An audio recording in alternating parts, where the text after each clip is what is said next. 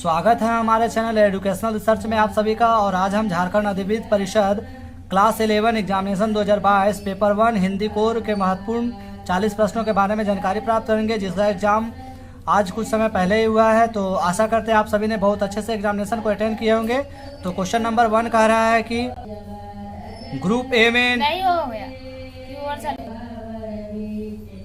खंड का में दिया गया है, निम्नलिखित पदांश को ध्यानपूर्वक पढ़कर प्रश्न 1 से 4 के लिए सही विकल्प चयन कीजिए।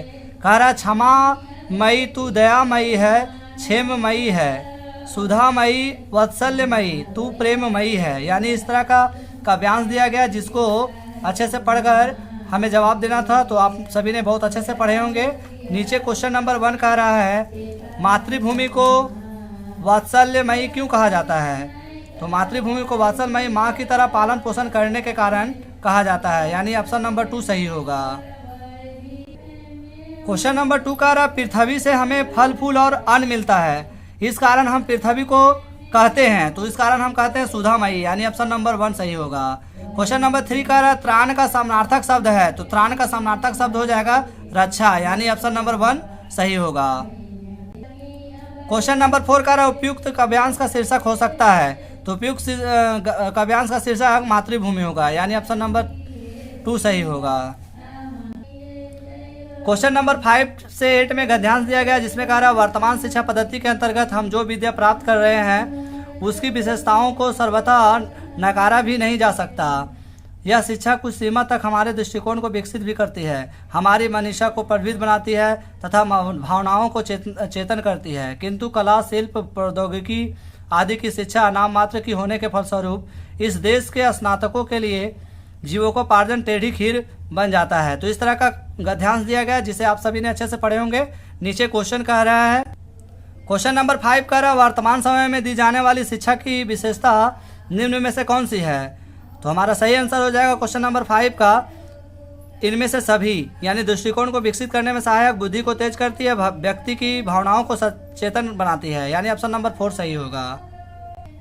क्वेश्चन नंबर 6 का आज पढ़ा लिखा युवक अपने जीवन का बहुमूल्य समय कहाँ नष्ट कर देता है। तो आज नष्ट कर दे रहा नौकरी खोजने में, यानी ऑप्शन नंबर 4 सही होगा। क्वेश्चन नंबर 7 कह रहा भारतीय विद्यार्थियों को दी जाने वाली शिक्षा का प्रथम सोपान है।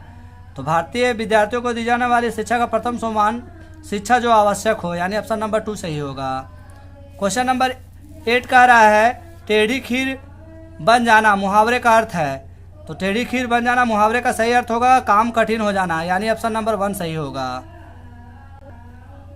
क्वेश्चन नंबर 9 कह रहा है जनसंचार के लिए अंग्रेजी में कौन सा शब्द प्रयुक्त होता है। तो जनसंचार के लिए अंग्रेजी में मास कम्युनिकेशन शब्द प्रयोग होता है, यानी ऑप्शन नंबर 2 सही होगा।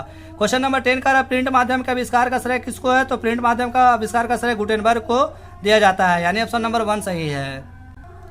क्वेश्चन नंबर 11 कह रहा संचार के मुद्रण माध्यम में किसे शामिल किया जाता है। तो संचार के मुद्रण माध्यम में समाचार पत्र, पत्रिकाएं, पंपलेट, यानी ऑप्शन नंबर डी इनमें से सभी शामिल किया जाता है। क्वेश्चन नंबर 12 कह रहा है एक सफल संपादक में कौन से गुण अपेक्षित है। तो क्वेश्चन नंबर 12 का सही जवाब हो जाएगा अभिप्रेरणा, मेधा, निपुणता, यानी ऑप्शन नंबर डी सही होगा। क्वेश्चन नंबर 13 कह रहा है भारत में सिनेमा जगत का प्रमुख केंद्र स्थल है।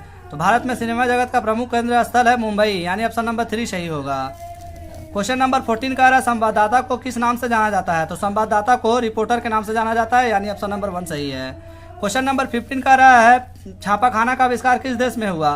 तो छापाखाना का आविष्कार जर्मनी में हुआ था, यानी ऑप्शन नंबर 3 सही होगा।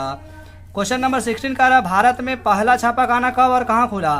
तो हमारा राइट आंसर हो जाएगा सन 1556 ईस्वी गोवा में, यानी ऑप्शन नंबर 2 सही होगा। क्वेश्चन नंबर 17 कह रहा है समाचार लेखन में कितने ककार होते हैं। तो समाचार लेखन में 6 ककार होते हैं, यानी ऑप्शन नंबर 3 सही होगा। क्वेश्चन नंबर 18 कह रहा है जनसंचार के आधुनिक माध्यमों में सबसे पुराना माध्यम है। तो हमारा राइट आंसर हो जाएगा अखबार, यानी जनसंचार का सबसे आधुनिक और पुराना माध्यम अखबार है। क्वेश्चन नंबर 19 से 22 तक काव्यांश दिया गया, जहां पे कह रहा मेरे तो गिरधर गोपाला दूसरों ना कोई, जाके सिर मोर मुकुट मेरे पति सोई। इस पंक्ति के माध्यम से मीरा कहती है कि मेरा तो सिर्फ श्री कृष्ण ही है, दूसरा कोई नहीं है। जिसके सिर पर मुकुट है वही मेरा पति है। छाई दई कुल की कहानी का करिए कोई, संतन धिंग बैठी बैठी लोक लाज खोई। मीराबाई इस पंक्ति में कहती है कि हमने मान मर्यादा कुल सभी को छोड़ दिए और संत साधुओं के साथ बैठकर अपने लोक लाज को भी खो दिए हैं। अंशुवन जल सिंची सिंची प्रेम बेली बोई, अब ता बेली फैल गई आनंद फल होई। इस पंक्ति के माध्यम से मीरा कहती है कि मैंने तो अपने आंसुओं के धाराओं को प्रेम बेली में बो दिए हैं, इसलिए अब इसका फल हमें मिलेगा। तो इस तरह का काव्यांश दिया गया, आप सभी ने बहुत अच्छे से बनाए होंगे। तो क्वेश्चन नंबर 19 कह रहा है प्रस्तुत काव्यांश के रचयिता कौन है? तो हमारा सही आंसर हो जाएगा मीराबाई, यानी ऑप्शन नंबर 2 सही होगा। क्वेश्चन नंबर 20 कह रहा है कुल की कहानी का अर्थ क्या है? तो कुल के कहानी का अर्थ है परिवार की मर्यादा, यानी ऑप्शन नंबर 4 सही होगा। क्वेश्चन नंबर 21 कह रहा है किसके निकट रहकर मीरा ने लोकराज खोई? तो संत के साथ रहकर मीरा लोकराज खोई थी। क्वेश्चन नंबर 22 कह रहा है प्रेम बोली बेली में कौन सा अलंकार है? तो प्रेम बेली में रूपक अलंकार है, यानी ऑप्शन नंबर 1 सही होगा। क्वेश्चन नंबर 23 कह रहा है कबीर की भाषा कौन सी है? तो कबीर की भाषा सदुकड़ी है। आप लोग हमें कमेंट बॉक्स में लिख के बताइएगा कि इस भाषा को किस नाम से जाना जाता है। क्वेश्चन नंबर 24 कह रहा है कबीर ने परमात्मा की उपस्थिति कहाँ बताई? तो कबीर ने परमात्मा की उपस्थिति सृष्टि के कण कण में बताया है, यानी ऑप्शन नंबर 4 सही होगा। क्वेश्चन नंबर 25 कह रहा है मीरा के गुरु कौन माने जाते हैं? तो मीरा के गुरु रैदास थे, यानी ऑप्शन नंबर 2 सही होगा। क्वेश्चन नंबर 26 कह रहा है वे आंखें कविता में किसान की पीड़ा के लिए किन्हें जिम्मेदार बताया गया? तो किसान के पीड़ा के लिए संपूर्ण व्यवस्था को जिम्मेदार बताया गया, यानी ऑप्शन नंबर 3 सही होगा। क्वेश्चन नंबर 27 कह रहा है घर की याद कविता के रचनाकार है? तो हमारा सही जवाब हो जाएगा भवानी प्रसाद मिश्र। साथ ही हमारा चैनल अच्छा लगा तो लाइक सब्सक्राइब शेयर करते जाइए ताकि सभी तक हमारा आंसर की पहुंच सके। क्वेश्चन नंबर 28 से 31 तक गद्यांश दिया गया जिसमें कह रहा है जब नमक का नया विभाग बना और ईश्वर प्रदत्त वस्तु के व्यवहार करने का निषेध हो गया तो लोग चोरी छिपे इसका व्यापार करने लगे। अनेक प्रकार की छल प्रपंचों का सूत्रपात हुआ, कोई घूस से काम निकालता था तो कोई चालाकी से। अधिकारियों के पौ 12 थे, पटवारी गिरी का सर्वसम्मानित पद छोड़कर लोग इस विभाग की बगर दांजी करते थे। तो इस तरह का गद्यांश दिया गया जिसे आप सभी ने अच्छे से पढ़े होंगे। तो क्वेश्चन क्या कह रहा है देखते हैं हम। क्वेश्चन नंबर 28 कह रहा प्रस्तुत गद्यांश के लेखक है? तो प्रस्तुत गद्यांश के लेखक प्रेमचंद है, यानी सही ऑप्शन नंबर ए सही होगा। क्वेश्चन नंबर 29 कह रहा नमक के सरकारी निषेध का क्या दुष्परिणाम हुआ? तो हमारा सही जवाब हो जाएगा भ्रष्टाचार का सूत्रपात हुआ, यानी ऑप्शन नंबर 2 सही होगा। क्वेश्चन नंबर 30 कह रहा है अधिकारियों के पौ 12 थे, यहाँ पे पौ 12 का क्या अर्थ है? तो पौ 12 का अर्थ अत्यधिक लाभ होना, यानी ऑप्शन नंबर 3 होना सही जवाब। क्वेश्चन नंबर 31 कह रहा है अंग्रेजी शिक्षा को लोग किसका पर्याय समझते थे? तो ये समझते थे ईसाई मत के, यानी ऑप्शन नंबर 1 सही होगा। क्वेश्चन नंबर 32 कह रहा लेखिका मियां नसीरुद्दीन के पास क्यों गई थी? तो लेखिका मियां नसीरुद्दीन के पास साक्षात्कार लेने गए थे, साक्षात्कार, यानी ऑप्शन नंबर 3 सही होगा।